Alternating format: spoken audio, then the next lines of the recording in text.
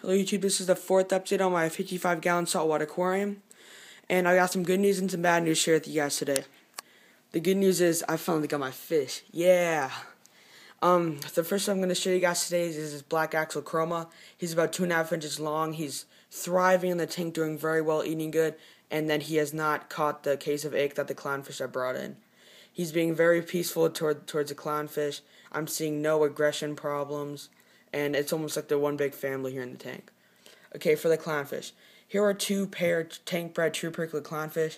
I got these from my LFS about 3 days ago, but the sad thing is they developed a case of ache almost immediately being introduced to the tank. Now, there used to be two of those black axle chroma, but the larger one of them was just giving the clownfish a hard time. For about 2 days straight, he would not let them out of this corner. He was sort of controlling the middle of the tank, because you know that's how chromas are, because they can get territorial if you leave them in for too long without other fish. And so what I did was I took him back to my LFS in exchange for a trade, and then what I did was I got some garlic extreme in the trade to help cure for ick.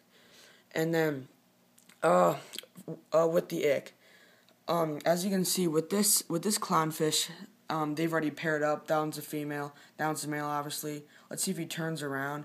But when he does, you can see that part of its gill was taken off by the clownfish, and that's the main reason that I took him out of the tank. Because I fear that with my future fish, the larger the chroma will bully them, and I value the clownfish much more than I value the chroma. I was sad to see him go, but you know, this hobby throws some very weird curveballs at you, and then you just have to do what you gotta do in order to keep the tank going.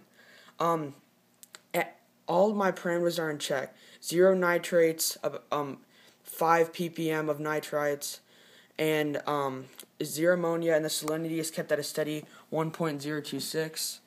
And I'm using this to test my water. It's API saltwater test kit. I'm very happy with it so far. Readings have been pretty continuous, and I'd recommend to anyone else. It's pretty cheap, only about $30. It's everything included to test your water. Okay, not for the stuff to battle the ick. For my food, I have cobalt brine shrimp flakes, and I have cobalt spirulina flakes. These flakes are very, very good for the fish and enhanced with probiotics in order to keep that ick in the future, and also to enhance their colors. I feed them twice a day with that. I've got this Prazi Pro in case I'm encountered with any worms or any other parasites in the tank that I need to. This is safe for Fowler tanks, so I don't have to buy a separate quarantine. And here's the ick attack that I use to treat the ick.